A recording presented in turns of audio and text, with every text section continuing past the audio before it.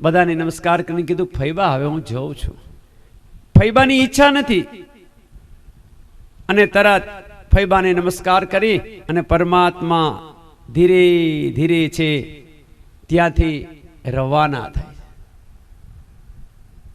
ઈચ્છા ન હતી, પરમાત્મા જતા હતા ને દ્રૌપદી પણ નીચું જોઈ, પૃથ્વી તરફ જોઈ ને ઉભા અને પરમાત્માને વંદન કરે છે. પ્રભુ વેલાસર પાછા પધારજો.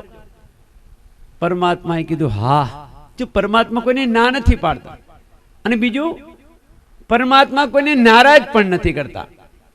કારણ કે નારદ વિષ્ણુ પુરાણમાં કીધું છે, મદ ભક્તા યત્ર ગાયંતી તત્ર તિષ્ઠામિ નારદ. મારો ભક્ત, મારો વૈષ્ણવ, મારો સજ્જન જ્યાં મને યાદ કરે ત્યાં મારે જવું પડે છે. આમ કરી અને પરમાત્મા છે એ ધીરે ધીરે ધીરે જતા હતા ને ત્યાં યાદ આવ્યું કે હવે મારે ભીષ્મ પિતામહના અંત સમય થવા આવ્યો છે, મારે એનું દર્શન કરવા જવું છે. જો ઈશ્વર પોતાના ભક્તને દર્શન આપવા નથી જતા. અહીં ભાગવતજીમાં એવું વર્ણન છે, ઈશ્વર પોતાના ભક્તનું દર્શન કરવા માટે જાય છે. આમ કરી પરમાત્માએ એમના જે સારથી હતા ઉદ્ધવ અને સાત્વકી, એને કીધું કે આ રથ છે ને હવે આપણે ગંગાજીના કિનારા તરફ જરા વાળો, ત્યાં દાદા ભીષ્મ પિતામહ છે ને એમનું મારે દર્શન કરવું છે. આમ કરી અને તરત રથ છે એ ગંગાના કિનારા તરફ ધીરે ધીરે થવા લાગ્યો. રથ જ્યાં ગંગાના કિનારે પહોંચ્યો, ત્યાં ભાગવતજીમાં એવું વર્ણન છે કે ગંગા કિનારે આજે ભારત વર્ષના હજારો ઋષિ મુનિ તપસ્વીઓ બધા પહોંચી ગયા. કેમ? આ ઋષિ મુનિ તપસ્વીઓ ત્રિકાળ જ્ઞાની હતા. એને ખબર હતી કે ભીષ્મ પિતામહ અહીંયા બિરાજે છે એટલે એમનું દર્શન કરવા પરમાત્મા ચોક્કસ પધારશે. આમ વિચાર કરી ગંગાજીના કિનારા પર અહીં લખેલું છે ભાગવતજીની અંદર કોણ કોણ છે? પર્વતો નારદો ધૌમ્યો, 9મા સ્કંદનો 6. પર્વતો નારદો ધૌમ્યો ભગવાનમ બાદરાયણમ બૃહદસ્યો ભરદ્વાજ સશિષ્યો રેણુકાસુત. રેણુકાસુત પરશુરામ. અહીંયા ભારત વર્ષના હજારો ઋષિ મુનિ તપસ્વીઓ બધા ગંગાના કિનારે એટલી ભીડ જામી છે. અને બીજું કોણ કોણ હજી આગળ છે બધાના નામ આપ્યા છે. ગંગા કિનારે કોણ હતા? ભગવાન વ્યાસજી, બૃહદ્રસ્ય, પર્વત, નારદ, ધૌમ્યદ, ભરદ્વાજ, પરશુરામ, વશિષ્ઠ, ઇન્દ્રદ્રમ્ન, ત્રિત્ર, ગૃહસ્થદ્રમ્મ, અસિત, કક્ષિવાન, ગૌતમ, અત્રિ, વિશ્વામિત્ર, સુદર્શન, સુખદેવ, કશ્યપ, અંગિરા અને બૃહસ્પતિ. આ બધા મહાનતા વાળા હતા. બીજા તો અનેક ઋષિઓ હતા. આમ કરી અને ત્યાં ગંગાના કિનારા જે ભીડ જામે છે, કારણ ભાગવતજીમાં એવું વર્ણન છે કે વિશ્વના તીર્થો છે ને એ પણ માનવનું રૂપ લઈને ગંગા કિનારે આવ્યા. જય હો. કારણ કે ઈશ્વરનું દર્શન કરવું છે. એટલે અહીં લખેલું છે સકલ તીર્થ તહા ચલે આવે. આખા વિશ્વના તીર્થો આવી ગયા. અને દિવ્યતાથી આજે જોયું તો ગંગાના કિનારે એટલી ભીડ જામી છે. બધાને એમ જ થયું કે હવે આજે ઈશ્વર અહીંયા પધારવાના છે તો આપણે એનું દર્શન કરશું. અતિ દિવ્ય એવો સમય પસાર થવા લાગ્યો. દરેકે પોતપોતાના સ્થાન ગ્રહણ કરી લીધા. આમ કરી થોડી વાર થઈ તો તબડક તબડક તબડક તબડક 4 એવા સુંદર મજાના અશ્વો ધારણ કરેલા છે, અશ્વ જોડેલા એવો સુંદર દિવ્ય રથ આવ્યો. રથ ઉપર ધજા ફર ફર ફર ફર ફર ફરે છે. એક બાજુ ઉદ્ધવ બિરાજમાન છે, એક બાજુ સાત્વકી બિરાજમાન છે અને પરમાત્મા છે દિવ્યતાથી જે અહીંયા છે એ રીતે દિવ્યતા રથની અંદર બિરાજમાન થયા. બિરાજમાન થઈ ગંગાના કિનારા હજારો ઋષિ મુનિ તપસ્વીઓનો બધાને વંદન કરી અને પરમાત્મા છે પોતાનો રથ ગંગાજીના કિનારા તરફ ઉભો રાખે. જય હો. મહાનતા ક્યારે મળે? બીજાને આપણે મહાનતા આપતા શીખીએ તો આપને મહાનતા મળે. પણ આપણે પરબારું મહાન થઈ જાય ને એ ન બની શકાય. આપણે જે જોતું હોય આપણે બીજાને આપવું જોઈએ. તમારે માન સન્માન જોતું તો તમે બીજાને માન સન્માન આપતા શીખો. આમ કરી અને જો અખિલ બ્રહ્માંડનો નાયક પૂર્ણ પુરુષોત્તમ પરમાત્મા છે, એને બધા ગંગા કિનારાના ઋષિ મુનિ તપસ્વીઓને વંદન કર્યા. માં ગંગાજીને વંદન કર્યું. વિષ્ણુ પાદાગ્ર શંભુદે ગંગે ત્રિપદગામિની ધર્મદ્રવેતિ વિખ્યાતે પાપ મે હરે. હે ગંગાએ નમઃ, ભાગીરથીએ નમઃ, મંદાકિની નમઃ, અલકનંદાય નમઃ, જાહ્નવે નમઃ. આમ કરી અને ગંગાને નમસ્કાર કર્યા. અને ગંગાને નમસ્કાર કરી અને પછી ગંગાના પુત્રને નમસ્કાર કર્યા. વિચાર તો કરો, ભગવાન મનમાં ને આનંદમાં હસી પડ્યા. ગંગા મહાન છે પણ ગંગાનો પુત્ર કઈ એનાથી જરાય નીચે ઉતરે એવો નથી. હો એમ કરી ગંગાને તો વંદન કર્યા. ગંગાના પુત્ર દેવવ્રત ભીષ્મ પિતામહ, વિચાર કરો, એને વંદન કર્યા. વંદન કોને થાય? બ્રહ્મચર્યનું જ્યાં પાલન થાય ને ઈશ્વરને નમવું પડે છે. આમ કરીને જે નૈષ્ઠિક બ્રહ્મચારી એને પણ પરમાત્માએ વંદન કર્યા. વંદન કરી અને તરત ધર્મરાજ યુધિષ્ઠિરને કીધું, અહીંયા આવો. દાદા પાસે જઈ અને પરમાત્માએ ભીષ્મ પિતામહને કીધું, દાદા આપ ધર્મરાજ યુધિષ્ઠિરને કંઈક જ્ઞાન આપો ને. ભીષ્મ પિતામહ ખડખડાટ ऐसा, વાહ પ્રભુ વાહ. વાહ કુરુક્ષેત્રમાં અર્જુનને જ્ઞાન આપ્યું. વિચાર કરો, અને અહીંયા ધર્મરાજ યુધિષ્ઠિરને તમે મારી પાસે લઈ આવ્યા. ભગવાન કે દાદા મને મારા ભક્તની મહાનતા થાય ને એમાં મજા આવે ને એટલે તમારી પાસે આવ્યો. નકર અર્જુનને જ્ઞાન આપ્યું તો હું ધર્મરાજને હું ન આપી શકું. પણ મારે મારા ભક્ત કેવા છે એ આ દુનિયાને દર્શન કરાવવા છે, એટલે દાદા તમે આને જ્ઞાન આપો. મહાભારતની અંદર આ વર્ણન બહુ સરસ આવે છે. પછી તો ધર્મરાજ યુધિષ્ઠિરને પૂજ્ય દાદા ભીષ્મ પિતામહ છે ને અનેક પ્રકારનું આ પ્રમાણે જ્ઞાન આપી અને સમજણ આપે છે. ધીરે ધીરે ધીરે સમય પસાર થવા લાગ્યો અને એ વખતે જ્ઞાન આપ્યું અને ત્યાં ભગવાનની તૃષા, વિશ્વ પિતામહને જરા તૃષા લાગી હોય એવું લાગ્યું. અત્યાર સુધી તૃષા નથી લાગી, પણ અહીં ભાગવતજીમાં એવું લખ્યું કે જ્યાં ઈશ્વરનું દર્શન કર્યું ને ત્યાં તરસ લાગી. અને તરત અખિલ બ્રહ્માંડના નાયક પૂર્ણ પુરુષોત્તમ પરમાત્માએ અર્જુનને આજ્ઞા કરી. અને જ્યાં અર્જુનને આજ્ઞા કરી ત્યાં તરત જ અર્જુને બાણ છોડ્યું અને એવા ત્યાં ગંગા પ્રગટ થયા કે સીધા ભીષ્મ પિતાના મુખારવિંદની અંદર ગંગાનું જળ પ્રગટ થયું. ભીષ્મ પિતામને આનંદ થયો. ધીરે ધીરે સમય પસાર થવા લાગ્યો અને એ વખતે દિવ્યતાથી ભીષ્મ પિતામહે છે અહીંયા પરમાત્માને બે હાથ તો જોડી શકે એમ નથી, પણ મનોમન પરમાત્માને વંદન કર્યા. અને વંદન કરી અને તરત જ નેત્ર બંધ કરી અને દિવ્યતાથી છે અહીંયા ભીષ્મ પિતામહ કૃષ્ણ પરમાત્માની છે પ્રાર્થના કરે છે. શ્રી કૃષ્ણની આજ્ઞાથી બાણસૈયા પર સૂતેલા ભીષ્મ પિતામહે આવી રીતે અર્જુનને ઉપદેશ આપ્યો, ધર્મરાજ યુધિષ્ઠિરને જ્ઞાન આપ્યું. અને પછી આ બધું જ્ઞાન આપ્યું ને અહીં ભાગવતજીની અંદર વર્ણન છે કે એ વખતે દ્રૌપદી પણ ત્યાં ધર્મરાજ યુધિષ્ઠિરની સાથે જ હતા.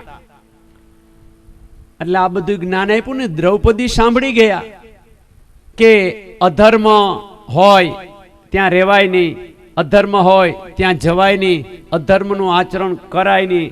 આમ જ્યાં ભીષ્મ પિતામહ ધર્મરાજ યુધિષ્ઠિરને જ્ઞાન આપતા હતા ને ત્યાં દ્રૌપદી બોલ્યા. દ્રૌપદી કે દાદા તમે જે કહેતા હતા કે આવી રીતે દિવ્યતાથી જ્યાં અધર્મ થતો હોય તો એ અધર્મનું આચરણ થતું હોય, અધર્મનું પાલન થતું હોય, ત્યાં જવાય નહીં, ત્યાં રહેવાય નહીં. તો દાદા મારે તમને એક પ્રશ્ન પૂછવો છે. ભીષ્મ પિતામહ કે બોલ બેટા દ્રૌપદી, શું પૂછો? ત્યારે દ્રૌપદીએ કીધું કે દાદા જ્યારે ભરી સભામાં દુષ્ટ દુશાસન મારા કપડા ખેંચતો હતો એ ધર્મ હતો કે અધર્મ હતો? આમ જ્યાં દ્રૌપદીએ પ્રશ્ન પૂછ્યો ને ત્યારે ભીષ્મ પિતામહે કીધું, બેટા એ અધર્મ હતો. દ્રૌપદીએ બીજો પ્રશ્ન પૂછ્યો, દાદા હમણાં તમે ધર્મરાજ યુધિષ્ઠિરને જ્ઞાન આપ્યું કે અધર્મ ચલાવી ન લેવાય, અધર્મ થતો ત્યાં રેવાય નહીં. તો જો મારા કપડા દુષ્ટ દુશાસન ખેંચતો હતો એ અધર્મ હતો, તો તમે ત્યાં એ સભામાં પ્રમુખ હતા, મુખ્ય હતા, તો તમે રોકી શકો કે નહીં? આમ જ્યાં પ્રશ્ન દ્રૌપદીએ કર્યો ને, એટલે તરત ભીષ્મ પિતામહ ઝાંખા પડી ગયા. બેટા તારી વાત સાચી છે, એ અધર્મ હતો, એમાં હું મુખ્ય હતો એ વખતે સભામાં, પણ એ વખતે મારા લોહીમાં કૌરવોનો અનાજ હતું, મારા લોહીમાં કૌરવનો અનાજ હતું. બેટા હું લાચાર હતો, એટલે કૌરવો જે કરતા હતા ને એ વખતે મને સાચું લાગતું હતું, એટલે બેટા મારાથી કાંઈ થઈ શક્યું નહીં, અને ભર સભામાં તારું અપમાન થયું ને એ હું જોઈને બેઠો રહ્યો. આમ જ્યાં દ્રૌપદીને આવા જવાબ આપ્યો એટલે ભીષ્મ પિતામહ એકદમ ઝાંખા થઈ ગયા. ધીરે ધીરે ધીરે સમય પસાર થવા લાગ્યો, અને પછી ભીષ્મ પિતામહે કીધું, બેટા આ હું બાણની શૈયા ઉપર ઊભો છું ને, મારા શરીરની અંદર જે કઈ કૌરવોનું લોહી હતું ને એ બધું નીકળી ગયું ને, હવે હું શુદ્ધ થયો છું. અતિ એવો દિવ્ય સમય પસાર થવા લાગ્યો. બીજી તરફ આ ભીષ્મ પિતામહ છે એને પરમાત્માને પ્રાર્થના કરી અને પછી દિવ્યતાથી ભીષ્મ પિતામહને મનમાં એક પ્રશ્ન ઉદ્ભવ્યો. ભીષ્મ પિતામહે પરમાત્મા શ્રી કૃષ્ણને કીધું, પ્રભુ મારે આપને એક પ્રશ્ન પૂછવો છે. પરમાત્માએ કીધું, બોલો દાદા શું પ્રશ્ન કરવો છે? ત્યારે ભીષ્મ પિતામહે પરમાત્માને પ્રશ્ન કર્યો કે પ્રભુ મેં બ્રહ્મચર્યનું પાલન કર્યું, એક. બીજું મેં કોઈ દિવસ અનીતિનું કે કોઈ દી પાપ કર્યું નથી, તો મારે આ સજા કેમ ભોગવવી પડી? સાંભળજો, મેં કોઈ દી પાપ કર્યું નથી, તો મારે આ બાણ સૈયાની સજા કેમ ભોગવવી પડી? આ ભીષ્મ પિતાએ કૃષ્ણ ભગવાનને પ્રશ્ન પૂછ્યો. ત્યારે પરમાત્મા ખડખડાટ એસા, દાદા સાંભળો, પાપ કરે ને એને તો એનું ફળ ભોગવવું પડે, પણ પાપ થતું હોય ને જુએ ને એને એટલું જ એનું ફળ ભોગવવું પડે છે. દુષ્ટ દુશાસને દ્રૌપદીના ચીર ખેંચ્યા હતા, ત્યારે આપ ત્યાં બિરાજમાન હતા? તો કે હા. તો આપ એ ફળ અત્યારે ભોગવો છો, જે દુષ્ટ દુશાસન ફળ ભોગવે ને એ ફળ તમારે પણ ભોગવવું પડશે. કારણ કે સાથ આપનાર પાપી તો મહાન છે જ, દુષ્ટ છે, પણ પાપ જોનાર મહાન દુષ્ટ છે. દાદા એનું ફળ અત્યારે તમે ભોગવ્યો છે. આમ જ્યાં પરમાત્માએ છે ભીષ્મ પિતામહને આ પાપની સજા વિશે કીધું ને, એટલે ભીષ્મ પિતામહના મનમાં એમ થયું કે ના સાચી વાત છે, પણ હું એ વખતે લાચાર હતો, કારણ કૌરવોનું અન્ન મેં ખાધેલું હતું. એટલે જ આપણા શાસ્ત્રમાં એવો નિયમ છે, જેવું અન્ન એવું મન. એટલે આપણે સનાતન વૈદિક હિન્દુ ધર્મમાં તો એવો નિયમ છે, શુદ્ધ અને સાત્વિક આહાર રાખવો. કારણ કે જો શુદ્ધ અને સાત્વિક આહાર ન હોય ને તો ભક્તિમાં બહુ નડે છે. ભક્તિમાં 3 વસ્તુ નડે: સ્વાદ, વાદ અને વિવાદ. આ 3 વસ્તુ હોય ને તમે ભક્તિમાં આગળ ન થઈ શકો. અતિ દિવ્ય એવો સમય પસાર થવા લાગ્યો. એ વખતે ભીષ્મ પિતામહ છે એને આ જે કર્મનું ફળ ભોગવી રહ્યા છે. જો અમુક શાસ્ત્રમાં એમ પણ કહેવામાં આવ્યું છે, ભાગવતજીમાં નથી, કે એક વખત ભીષ્મ પિતામહથી એક સર્પ લઈ અને એણે ઘા કર્યો. ત્યાં બાવળનું વૃક્ષ હતું, એટલે સર્પના શરીરની અંદર બાવળની સૂળું ભૂકાઈ ગઈ, લાગી. એનું ફળ અહીંયા ભીષ્મ પિતામહ, એના પણ શરીરમાં જો અનેક પ્રકારના છે ને બાણ.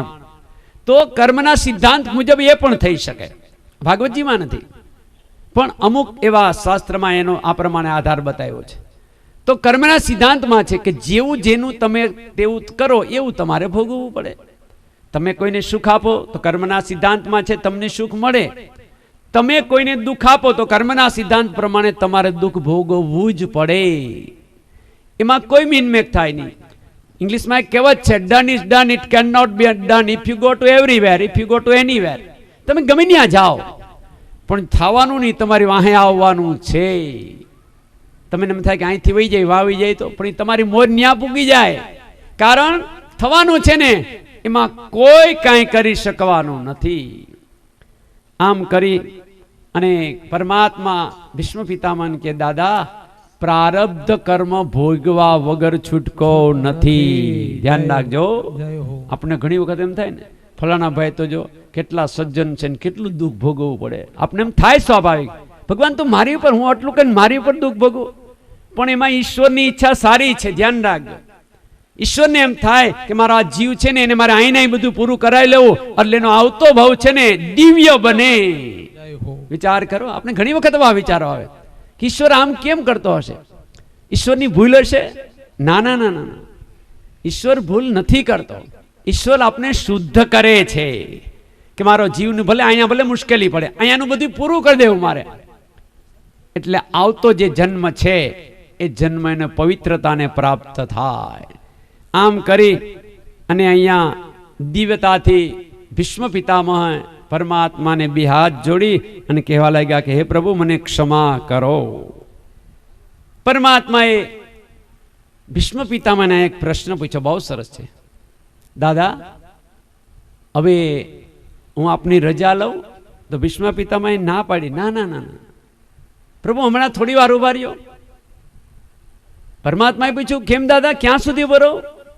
ત્યારે ભીષ્મ પિતામહે પરમાત્માને એમ કીધું, પ્રભુ જ્યાં સુધી આ શરીરમાંથી જીવ નીકળે અને તમારા ચરણોમાં પ્રીતિ પ્રાપ્ત કરે ને ત્યાં સુધી ઉભા રહો. જય હો. ભક્તની આગળ ભગવાનને ઊભું રહેવું પડે છે. ધ્યાન રાખજો. વાહ ભાઈ વાહ. જાઓ પંઢરપુરમાં સરસ્વતી નદીના કિનારે, ચંદ્રભાગા નદીના કિનારે, સરસ્વતી નદીના કિનારે, એટલે ચંદ્રભાગા પંઢરપુરની અંદર, ત્યાં પુંડરીક ઈશ્વરનું દર્શન કરવું હતું, પણ માતા પિતાની સેવા કરતા હતા, ઠાકોરજીને જવાનું મોડું થતું હતું, સ્વધામ ગમન કરવું હતું. પરમાત્મા કે હાલ જાતો હું દર્શન દેતો આવું. તો પરમાત્મા પંઢરપુરની અંદર ગયા, પુંડરીકને આશ્રમે કીધું પુંડરીક તું મારા દર્શન કરી લે. પુંડરીક કે હમણાં નહીં, મારા મા બાપની સેવા કરું છું. વિચાર કરો, મા બાપની સેવા ઈશ્વરની સેવા કરતા મહાન છે. ધ્યાન રાખજો, મા બાપ સામાન્ય નથી. અને જે ઘરમાં મા અને બાપનું સન્માન જળવાય ને એ ઘર સ્વર્ગ છે, અને જ્યાં સન્માન નથી જળવાતું એ ઘર સ્મશાન છે. સ્વર્ગ અને સ્મશાન આપણા ઘરમાં જ બની જાય છે. ધ્યાન રાખજો. જે ઘરની અંદર દરેકે દરેક વ્યક્તિનો માન સન્માન જળવાઈ રહે, આદર જળવાઈ રહે, એ સ્વર્ગ. અને જ્યાં એક બોલે ને બીજા ન ગમે એ સ્મશાન. વિચાર કરો, આપણા ઘરને સ્વર્ગ બનાવવું એ આપણા હાથમાં છે, આપણા ઘરને સ્મશાન બનાવવું એ પણ આપણા હાથમાં છે. કારણ કે સ્મશાનમાં જાઓ ને, ત્યાં બેઠા હોય ઘણા, પણ હવે બે આમ મોઢું રાખીને બેઠા હોય, બે આમ, એમ આપણા ઘરમાં એવું બને. તો ઈશ્વરને કહી, પ્રભુ અમારા ઘરને સ્મશાન નહીં, અમારા ઘરને સ્વર્ગ બને એવો આશીર્વાદ આપ. અને એ સ્વર્ગ બનાવવા માટે આપણે ઈશ્વરનું ચિંતન કરવું જોઈએ. આમ કરી અને દિવ્યતાથી છે અહીંયા ભીષ્મ પિતામહ પરમાત્માની સ્તુતિ કરે છે. શ્રી ભીષ્મ ઉવાચ ઇતિ મતિ રૂપ કલ્પિતા વિતુષ્ણં ભગવતી સાત્વક પુંગવે વિભુમ્ની સ્વસુખમુપગતે ક્વચિત હર્તો પ્રકૃતિમુપેયુષી. આમ કરી અને ભીષ્મ પિતામહ છે એ દિવ્યતાથી પરમાત્માની સ્તુતિ કરે છે. જો સ્તુતિમાં છે ને શબ્દ હોય જરૂર છે, પણ શબ્દ કદાચ ન હોય ને તો સ્તુતિ અને પ્રાર્થના એમાં મુખ્ય ભાવની જરૂર છે. તમારો ભાવ કેવો છે? અને ભાવ હશે ને ત્યાં ઈશ્વરને ચોક્કસ દોડીને આવવું પડશે. અતિ દિવ્ય સમયને વિશ્વે ભીષ્મ પિતા છે પરમાત્માની શરણાગતિ સ્વીકારી અને તરત જ દિવ્યતાથી મહાસુદ અષ્ટમીને દિવસે ભીષ્મ પિતામહે છે પોતાનો આત્મા છે એ આત્મા પરમાત્માના ચરણોની અંદર લીન કરી દીધેલા છે. આજે આ ગંગાજીના પવિત્ર કિનારા ઉપર ભારત વર્ષના હજારો ઋષિ મુનિ તપસ્વીઓ છે એ